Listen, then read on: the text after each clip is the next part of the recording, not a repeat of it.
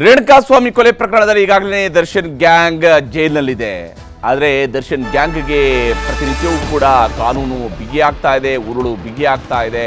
September ಮೊದಲ ವಾರದಲ್ಲಿನೇ charge sheet ಕೂಡ ಸಲ್ಲಿಕೆಯಾಗೋದಕ್ಕೆ ಬೇಕಾದಂತಹ ತಯಾರಿಯನ್ನ ಪೊಲೀಸರು ಈಗ ಮಾಡಿಕೊಂಡಿದ್ದಾರೆ. ಬಹುತೇಕ ಸೆಪ್ಟೆಂಬರ್ 5-6ನೇ ತಾರೀಕಿನ ಒಳಗಡೆನೆ ಚಾರ್ಜ್ ಶೀಟ್ ಸಲ್ಲಿಕೆ ಆಗುತ್ತೆ. ಸೆಪ್ಟೆಂಬರ್ 11ರವರೆಗೆ ಅವರಿಗೆ ಸಮಯಾವಕಾಶ ಇದೆ. ಅದಕ್ಕಿಂತ ಮುಂಚಿತವಾಗಿಯೇ ಚಾರ್ಜ್ ಶೀಟ್ ಸಲ್ಲಿಕೆ ಮಾಡೋದಕ್ಕೆ ಬೇಕಾದಂತಹ ತಯಾರಿಯನ್ನು ಮಾಡಿಕೊಂಡಿದ್ದಾರೆ. ಇಲ್ಲಿ ಬಹಳ ಮುಖ್ಯವಾಗಿ ಹೇಗಿದೆ ಹಾಗಾದರೆ ಚಾರ್ಜ್ ಶೀಟ್ನ ತಯಾರಿ ಅನ್ನುವಂಥ ವಿಚಾರವನ್ನು ಕೂಡ ನಿಮಗೆ ಡೀಟೇಲ್ ಆಗಿ ಹೇಳ್ತಾ ಹೋಗ್ತೀನಿ. ಬಹಳ ಮುಖ್ಯವಾಗಿ ದರ್ಶನ್ಗೆ ಸಂಬಂಧಪಟ್ಟಂತೆ 4000 ಪುಟಗಳ ಚಾರ್ಜ್ ಶೀಟ್ ಆಗುತ್ತೆ. ಇದರಲ್ಲಿ ಏನೇನು ಉಲ್ಲೇಖ ಇರಬಹುದು ಅನ್ನೋದರ ಬಗ್ಗೆ ಒಂದಿಷ್ಟು ಅಂಶಗಳು ಲಭ್ಯವಾಗ್ತಾ ಇರುವಂಥದ್ದು. ಅಂದರೆ ಇಲ್ಲಿ ಶೆಡ್ ಸುತ್ತಮುತ್ತಲಿನ CCTV ಫುಟೇಜ್ನ ವರದಿ ಬಹಳ ಮುಖ್ಯವಾದಂತಹ ಒಂದು ಸಾಕ್ಷ್ಯವಾಗಿ ಪರಿಗಣನೆಗೆ ಬರುತ್ತೆ.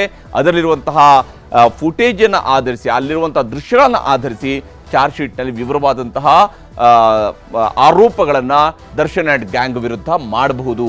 ಇನ್ನು ಕಿಡ್ನ್ಯಾಪ್, ಶವ ಸಾಗಣೆ ಮಾರ್ಗದ CCTV ದೃಶ್ಯಗಳೇನಿದಾವಲ್ಲ, ಕಿಡ್ನ್ಯಾಪ್ ಮಾಡ್ಕೊಂಡು ಬಂದಿರುವಂಥದ್ದು, ಶವ ಸಾಗಣೆಯನ್ನು ಮಾಡಿರುವಂಥದ್ದು, ಶವವನ್ನು ಬಿಸಾಕಿರುವಂಥದ್ದು, ಈ ಮಾರ್ಗದ ಉದ್ದಕ್ಕೂ ಕೂಡ ಸಿಕ್ಕಿರುವಂತಹ CCTV ದೃಶ್ಯಗಳನ್ನು ಆಧರಿಸಿ ಇದು ಉದ್ದೇಶಪೂರ್ವಕವಾಗಿ ಕೊಲೆ ಮಾಡುವಂತಹ ದೃಷ್ಟಿಯಿಂದಲೇ ಕಿಡ್ನ್ಯಾಪ್ ಮಾಡ್ಕೊಂಡು ಬಂದು ನಲ್ಲಿಗೆ ಯಾವ ಶೆಡ್ಗೆ ಆತ ಜೀವಂತವಾಗಿ ಬಂದಿದ್ದಾನೋ ಅಲ್ಲಿಂದ ನಂತರ ಆತ ಶವವಾಗಿ ಬರುವ ತನಕ ಅದರ ಮಧ್ಯದಲ್ಲಿ ಶೆಡ್ನ ಸುತ್ತಮುತ್ತಲು ಓಡಾಡಿರುವಂತಹ ವಾಹನಗಳು ಮತ್ತು ಶೆಡ್ನಿಂದ ಶವ ಸಿಕ್ಕದ ಸ್ಥಳದವರೆಗೂ ಕೂಡ ಸಾಗಿರುವಂತಹ ವಾಹನ, ಇದಕ್ಕೆ ಸಂಬಂಧಪಟ್ಟಂಥ ಎಲ್ಲ ದೃಶ್ಯಗಳನ್ನು ಕೂಡ ಇಲ್ಲಿ ತೆರೆದಿಡುವಂತಹ ಸಾಧ್ಯತೆ ಇದೆ. ಇನ್ನು ಶೆಡ್ನಲ್ಲಿ ಪತ್ತೆಯಾದಂತಹ ಬ್ಲಡ್ ಸ್ಯಾಂಪಲ್ಸ್ ವರದಿಯೂ ಕೂಡ ಬಹಳ ಮುಖ್ಯವಾದಂತಹ ಸಾಕ್ಷ್ಯ ಆಗುತ್ತೆ ಈ ಒಂದು ಪ್ರಕರಣದಲ್ಲಿ ಅಂತೇಳಿ.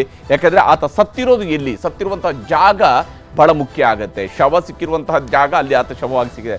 ಏನೇ CCTV ಫುಟೇಜ್ ಇದ್ರೂ ಕೂಡ ಆತನ ಬ್ಲಡ್ ರಿಪೋರ್ಟ್ ಅಲ್ಲಿ ಶೆಡ್ನಲ್ಲೇ ಆತನ ಕೊಲೆ ಆಗಿದೆ ಅನ್ನೋಂಥದ್ದಕ್ಕೆ ಸಂಬಂಧಪಟ್ಟಂಥ ಸಾಕ್ಷ್ಯವನ್ನು ಹೇಳ್ಬೋದು. ಇನ್ನು ದರ್ಶನ್ ಬಟ್ಟೆ ಮೇಲಿನ ರಕ್ತದ ಕಲೆಯ ರಿಪೋರ್ಟ್ ಕೂಡ ಬಹಳ ಮುಖ್ಯವಾದಂತಹ, ಬಹಳ ಪ್ರಬಲವಾದಂತಹ ಸಾಕ್ಷ್ಯ ದರ್ಶನ್ ವಿರುದ್ಧ ಇರಬಹುದು. ಇದರ ಬಗೆಗಿನ ಉಲ್ಲೇಖವನ್ನು ಕೂಡ ಪೊಲೀಸರು ತಮ್ಮ ಚಾರ್ಜ್ ಶೀಟ್ನಲ್ಲಿ ಮಾಡುವಂತಹ ಸಾಧ್ಯತೆ ಇದೆ. ಇನ್ನು ಸ್ವಾಮಿ ಮರಣೋತ್ತರ ಪರೀಕ್ಷೆಯ ರಿಪೋರ್ಟ್ ಕೂಡ, ಯಾಕೆಂದರೆ ಆತನ ದೇಹದಲ್ಲಿ ಸುಮಾರು 39 ಕಡೆಗಳಲ್ಲಿ ಆತನಿಗೆ ಗಾಯ ಆಗಿತ್ತು ಮತ್ತು ಆತನಿಗೆ ಹೊಡೆದಿರುವಂತಹ ಹೊಡೆತಗಳು ಇದ್ಯಾವುದೋ ಏನು ಬುದ್ಧಿ ಕಲಿಸೋದಕ್ಕಾಗಿ ಅಥವಾ ಒಂದು ಸ್ವಲ್ಪ ಬುದ್ಧಿ ಹೇಳೋಣ ಅನ್ನುವಂಥ ರೀತಿಯಲ್ಲಿ 4 ಏಟು ಕೊಟ್ಟು ಆತನಿಗೆ ಬುದ್ಧಿ ಕಲಿಸೋಣ ಅನ್ನುವಂಥ ರೀತಿಯಲ್ಲಿ ಹೊಡೆದಿರುವಂತಹ ಏಟುಗಳಲ್ಲ, ಪಕ್ಕೆಲುಬು ಮುರಿದು ಶ್ವಾಸಕೋಶದ ಒಳಗಡೆ ಹೋಗಿ ಆ ಮೂಳೆ ಚುಚ್ಚಿಕೊಂಡು ಆತ ಸಾಯ್ತಾನೆ ಅಂತ ಹೇಳಿ. ಆದರೆ ಹಾಗೆಯೇ ಆತನ ತಲೆಗೆ ಹೊಡೆದಿರುವಂತಹ ಹೊಡೆತದಲ್ಲಿ ಮೆದುಳಲ್ಲಿ ರಕ್ತಸ್ರಾವ ಆಗುತ್ತೆ ಅಂತ ಹೇಳಿದರೆ ಇದನ್ನು ಬುದ್ಧಿ ಕಲಿಸೋದಕ್ಕೆ ಹೇಳುವಂತಹ ಮಕ್ಕಳಾಟದ ಹೊಡೆತ ಅಂತ ಹೇಳಿ ಯಾರಾದರೂ ಪರಿಗಣಿಸೋದಕ್ಕೆ ಸಾಧ್ಯ ಇದೆಯಾ?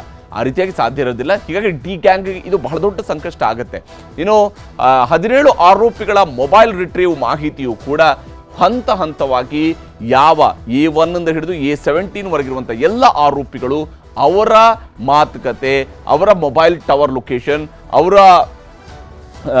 ಘಟನೆ ಪೂರ್ವದಲ್ಲಿ ಅವರು ಯಾರ್ಯಾರ ಸಂಪರ್ಕ ಮಾಡಿದ್ದಾರೆ, ಘಟನೆಯ ನಂತರ ಯಾರ ಸಂಪರ್ಕ ಮಾಡಿದ್ದಾರೆ, ಇದರ ಸಂಪೂರ್ಣವಾದಂತಹ ಮೊಬೈಲ್ ರಿಟ್ರೀವ್ ಮಾಹಿತಿ, ಇನ್ನು ದರ್ಶನ್ ಮತ್ತು ಪವಿತ್ರ ಮನೆಯ CCTV ರಿಪೋರ್ಟ್ಗಳು ಕೂಡ ಬಹಳ ಮಹತ್ವವನ್ನು ಪಡೆಯುತ್ತೆ. ಯಾಕಂದರೆ ಇವರಿಬ್ಬರು ಎಷ್ಟೊತ್ತಿಗೆ ಮನೆ ಬಿಟ್ಟರು, ಎಷ್ಟೊತ್ತಿಗೆ ಮನೆ ಬಂದರು, ಮನೆಗೆ ತಲುಪಿದ ಅವಧಿ, ಮನೆ ಬಿಟ್ಟ ಅವಧಿ, ಮನೆಗೆ ವಾಪಸ್ ಬಂದು ತಲುಪಿದ ಅವಧಿ ಮತ್ತು ಶೆಡ್ನಲ್ಲಿ ಕಾಲ ಕಳೆದಂತಹ ಅವಧಿ, ಎಲ್ಲ ಅಂಶಗಳನ್ನು ಕೂಡ ತುಲನೆ ಮಾಡಿ ತಮ್ಮ ರಿಪೋರ್ಟನ್ನು ಪೊಲೀಸರು ಚಾರ್ಜ್ ಶೀಟ್ನಲ್ಲಿ ದಾಖಲು ಮಾಡಬಹುದು. 17 ಆರೋಪಿಗಳು ಬಳಸಿದ್ದಂತಹ ವಾಹನಗಳು ಕೂಡ ಬಹಳ ಮುಖ್ಯವಾದಂತಹ ಸಾಕ್ಷಿ ಆಗ್ತವೆ.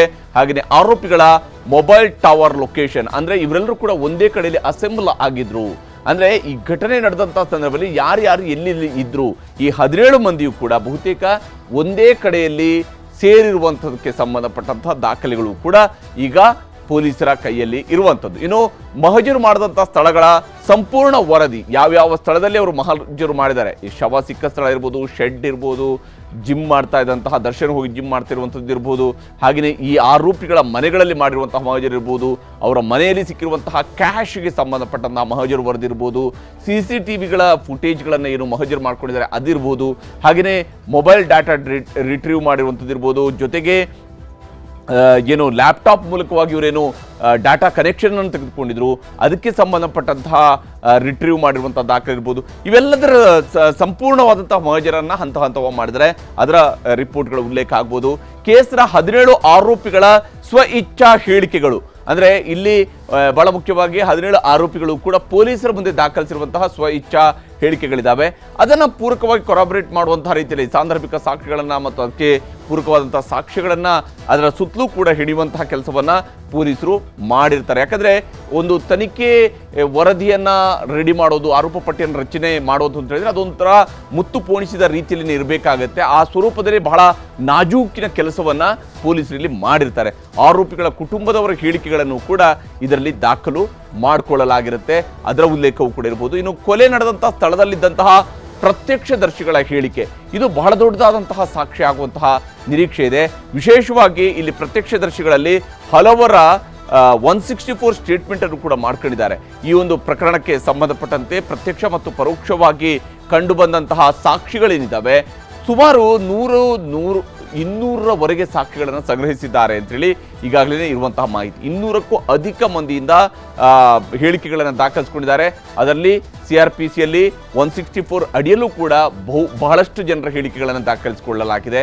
ಆ ಎಲ್ಲ ಅಂಶಗಳನ್ನು ಕೂಡ ಇಲ್ಲಿ ಒಂದೊಂದಾಗಿ ಪೊಲೀಸರು ತಮ್ಮ ಚಾರ್ಜ್ ಶೀಟ್ನಲ್ಲಿ ದಾಖಲು ಮಾಡಬಹುದು. ಇದೇ ಕಾರಣಕ್ಕಾಗಿಯೇ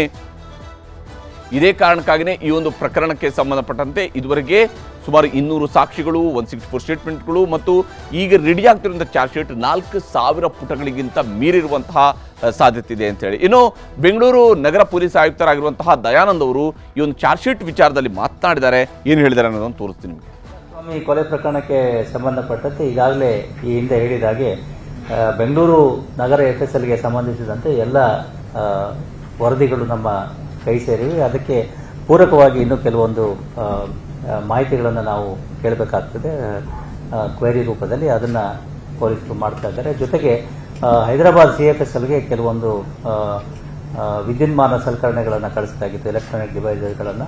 ಅವುಗಳ ಪರಿಶೀಲನೆ ಕೂಡ ಮುಗಿದಿದೆ ಅಂತ ಹೇಳಿ ಮಾಹಿತಿ ಬಂದಿದೆ. ಅದರ ಆಧಾರದ ಮೇರೆಗೆ ಅವರು ಕೂಡ ಆ ವರದಿಗಳನ್ನು ನೀಡಲಿದ್ದು ಈ ಎರಡೂ FSLಗಳ ವರದಿಗಳು ಬಂದ ನಂತರದಲ್ಲಿ ಆದಷ್ಟು ಶೀಘ್ರದಲ್ಲಿ ನಾವು ಅಂತಿಮ ವರದಿಯನ್ನು ನ್ಯಾಯಾಲಯಕ್ಕೆ ಸಲ್ಲಿಸಲಿಕ್ಕೆ ಸಜ್ಜಾಗಿದ್ದೇವೆ. 90 ದಿವಸಗಳ ಒಳಗಾಗಿ ನಾವು ಚಾರ್ಜ್ ಶೀಟನ್ನು ಮಾಡಬೇಕಾಗ್ತದೆ. ಖಂಡಿತವಾಗಿಯೂ 90 ದಿವಸಗಳ ಒಳಗಾಗಿ ಚಾರ್ಜ್ ಶೀಟನ್ನು ಮಾಡ್ತೀವಿ.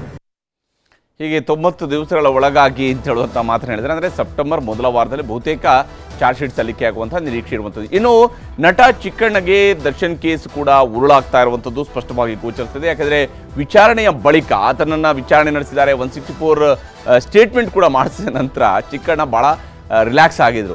ಆದರೆ ಈಗ ರಿಲ್ಯಾಕ್ಸ್ ಆಗಿದ್ದಂಥ ಚಿಕ್ಕಣ್ಣಗೆ ಮತ್ತೆ ಟೆನ್ಷನ್ ಶುರುವಾಗಿದೆ. ಯಾಕಂದರೆ ಮತ್ತೊಮ್ಮೆ ಅವರನ್ನು ವಿಚಾರಣೆ ಕರೆಯುವಂಥದ್ದು ಫಿಕ್ಸ್ ಅನ್ನುವಂಥದ್ದು ಹೇಳಲಾಗ್ತದೆ. ಯಾವ ಕಾರಣಕ್ಕೆ ಹಾಗಾದರೆ ಇವ್ರನ್ನ ವಿಚಾರಣೆ ಕರೀತಾರೆ ಅನ್ನುವಂಥದ್ದನ್ನು ನೋಡೋದಾದರೆ ಭಾಳ ಮುಖ್ಯವಾಗಿ ಚಿಕ್ಕಣ್ಣಗೆ ಸಂಬಂಧಿಸಿದಂತೆ ಆರೋಪಿ ದರ್ಶನ್ ಭೇಟಿಯಾಗಿದ್ದು ಯಾಕೆ ಅಂತೇಳಿ. ಯಾಕೆಂದರೆ ದರ್ಶನ್ಗೆ ಕೊಲೆಗಿಂತ ಮುಂಚಿತವಾಗಿ, ಈ ರೇಣುಕಾಸ್ವಾಮಿಯ ಕೊಲೆಗಿಂತ ಮುಂಚಿತವಾಗಿ ನಡೆದಿರುವಂತಹ ಒಂದು ಸ್ಟೋನಿ ಬ್ರೂಕ್ ರೆಸ್ಟೋರೆಂಟ್ನಲ್ಲಿ ಅಲ್ಲಿನವರು ಮಧ್ಯಾಹ್ನದ ಹೊತ್ತಿನಲ್ಲಿ ಊಟ ಮಾಡಿದ್ರಂತೆ. ಆ ಒಂದು ಪಾರ್ಟಿಯಲ್ಲಿ ಅವರೆಲ್ಲ ಜೊತೆಯಾಗಿದ್ರು. Okay, fine. ಅಲ್ಲಿವರೆಗೆ ಅವರಿಗೆ ಘಟನೆ ಆಗಿರೋದು ಗೊತ್ತಿರಲಿಲ್ಲ. ಅದಕ್ಕೆ ಸಂಬಂಧಪಟ್ಟಂತೆ ಪೊಲೀಸರು ಕರೆದು ವಿಚಾರಣೆಯಲ್ಲೂ ಕೂಡ ನಡೆಸಿದ್ದಾರೆ. ಪ್ರಕರಣ ತನಿಖಾ ಹಂತದಲ್ಲಿರುವಾಗಲೇ ಹೋಗಿ ಚಿಕ್ಕಣ್ಣ ಜೈಲಲ್ಲಿ ಭೇಟಿಯಾಗಿ ಬಂದಿದ್ದಾರೆ. ದರ್ಶನ್ಗೆ ಸಾಂತ್ವನ ಹೇಳೋದಕ್ಕೆ ಹೋದ್ರ ಅಥವಾ ಯಾವ ಕಾರಣಕ್ಕೆ ಹೋದ್ರು? 164 ಸ್ಟೇಟ್ಮೆಂಟಲ್ಲಿ ಏನು ಹೇಳಿದ್ದೀನಿ ಅನ್ನೋದನ್ನು ದರ್ಶನ್ ಅವರಿಗೆ ಬ್ರೀಫ್ ಮಾಡೋದಕ್ಕೆ ಹೋದ್ರೆ ಏನಕ್ಕೆ ಹೋದ್ರು ಅನ್ನೋಂಥ ಅನುಮಾನ ಸಹಜವಾಗಿಯೇ ಬರುತ್ತೆ. A2 ದರ್ಶನ್ ಜೊತೆಗೆ ಏನೆಲ್ಲ ಚರ್ಚೆ ಮಾಡಿದ್ರಿ ಅನ್ನುವಂತಹ ವಿಷಯವನ್ನು ಮತ್ತೆ ಈಗ ಪೊಲೀಸರು ಪ್ರಶ್ನಿಸುವಂಥ ಸಾಧ್ಯತೆ ಇದೆ. ತನಿಖೆಯ ಮಾಹಿತಿ ಸೋರಿಕೆ ಆಗೋದಿಲ್ವೇ ಅನ್ನುವಂಥದ್ದು. ಯಾಕಂದರೆ ತನಿಖಾ ಹಂತದಲ್ಲಿದೆ ಈ ಇಡೀ ಪ್ರಕರಣ. ಮತ್ತು ದರ್ಶನ್ ಅವ್ರನ್ನ ಜೈಲಲ್ಲಿ ಇಟ್ಟಿರುವಂಥ ಕಾರಣ ಏನು, ನ್ಯಾಯಾಂಗ ಬಂಧನದಲ್ಲಿ ಇಟ್ಟಿರುವಂಥಕ್ಕೆ ಕಾರಣ ಏನು, ನ್ಯಾಯಾಂಗ ಬಂಧನದಲ್ಲಿ ಇರುವಂಥಕ್ಕೆ ಕಾರಣ ಏನು ಅಂತ ಹೇಳಿದ್ರೆ ಈ ಪ್ರಕರಣದ ಬಗ್ಗೆ ತನಿಖೆಯನ್ನು ಇನ್ನೂ ಕೂಡ ಮುಗಿದಿಲ್ಲ. ತನಿಖೆ ನಡೆಸ್ತಾ ಇದ್ದೀವಿ, ಸಾಕ್ಷಿಗಳ ನಾಶ ಆಗಬಾರ್ದು. ಈ ಕಾರಣಕ್ಕಾಗಿ ಅವ್ರನ್ನ ನ್ಯಾಯಾಂಗ ಬಂಧನದಲ್ಲಿ ಇಟ್ಟಿರುವಂಥದ್ದು. ಜಡ್ಜ್ ಮುಂದೆ ನೀಡಿದಂಥ ಹೇಳಿಕೆಯ ಬಗ್ಗೆ ಏನಾದರೂ ಚಿಕ್ಕಣ್ಣ ಹೋಗಿ ದರ್ಶನ್ಗೆ ಮಾಹಿತಿ ಕೊಟ್ಟಿರುವಂತಹ ಸಾಧ್ಯತೆಯೇ ಇಲ್ಲ ಅಂತೇಳಿ ಹೇಗೆ ಹೇಳಕ್ಕೆ ಸಾಧ್ಯ ಆಗುತ್ತೆ. ಈ ನಿಟ್ಟಿನಲ್ಲೂ ಕೂಡ ಪೊಲೀಸರು ಈಗ ಚಿಕ್ಕಣ್ಣ ಅವ್ರಿಗೆ ನೋಟಿಸ್ ಕೊಟ್ಟು ವಾಪಸ್ ಅವ್ರನ್ನ ಕರೆಸ್ಕೊಂಡು ವಿಚಾರಣೆ ನಡೆಸುವ ಸಾಧ್ಯತೆ ಇದೆ. ಆರೋಪಿ ಸಾಕ್ಷಿಯ ಮೇಲೆ ಪ್ರಭಾವದ ಸಾಧ್ಯತೆಯೂ ಕೂಡ ಇಲ್ಲಿ ಬಹಳ ಮುಖ್ಯವಾಗಿ ಇರುವಂಥ ಅಂಶ. ಸಾಕ್ಷ್ಯವನ್ನು ತಿರುಚುವಂತಹ ಸಾಧ್ಯತೆ ಕೂಡ ಇದ್ದೇ ಇರುತ್ತೆ. ನಾನಾಗಲೇ ಹೇಳಿದೆ, ಇವರು ಹೋಗಿ ಮತ್ತೆ ಈಗ ಅವ್ರಿಗೆ ಬ್ರೀಫ್ ಮಾಡಿ ಬಂದರೆ ಏನು ಹಾಗಾದರೆ ಸಾಕ್ಷಿ ಹೇಗಾಗುತ್ತೆ ಇದೆಲ್ಲ ಅಂತೇಳಿ. ನ್ಯಾಯಾಂಗ ಪ್ರಕ್ರಿಯೆಯ ಮೇಲೆ ವ್ಯತಿರಿಕ್ತ ಪರಿಣಾಮ ಬೀರುವಂತಹ ಸಾಧ್ಯತೆ ಕೂಡ ಇರುವಂಥದ್ದು. ಚಿಕ್ಕಣ್ಣ ಇಲ್ಲಿ ಕಾಂಪ್ರಮೈಸ್ ಆಗುವಂತಹ ಸಾಧ್ಯತೆ ಕೂಡ ಇರುತ್ತೆ. ಅಂದರೆ ಸಾಕ್ಷಿ ಹೋಗಿ ಆರೋಪಿ ಜೊತೆ ಮಾತಾಡ್ತಾರೆ ಅಂತ ಹೇಳಿದ್ರೆ ಏನಾಗುತ್ತೆ ಅಂತ ಹೇಳಿ ತನಿಖೆಯ ಮೇಲೆ ಪ್ರಭಾವ ಬೀರುವಂತಹ ಸಾಧ್ಯತೆಯೂ ಕೂಡ ಇರುವಂಥದ್ದು. ಈ ಎಲ್ಲ ಅನುಮಾನಗಳು ಈಗ ಪೊಲೀಸರನ್ನ ಕಾಡ್ತಾ ಇದೆ. ಇದೇ ಕಾರಣಕ್ಕಾಗಿ ಚಿಕ್ಕಣ್ಣ ಅವ್ರನ್ನು ವಿಚಾರಣೆ ಮತ್ತೆ ನಡೆಸುವಂತಹ ಸಾಧ್ಯತೆ ಇರುವಂಥದ್ದು. ಇದರ ಬಗ್ಗೆ ಬೆಂಗಳೂರು ನಗರ ಪೊಲೀಸ್ ಆಯುಕ್ತರು ಏನು ಹೇಳಿದ್ದಾರೆ ಅನ್ನೋದನ್ನು ನಿಮಗೆ ತೋರಿಸ್ತೀನಿ.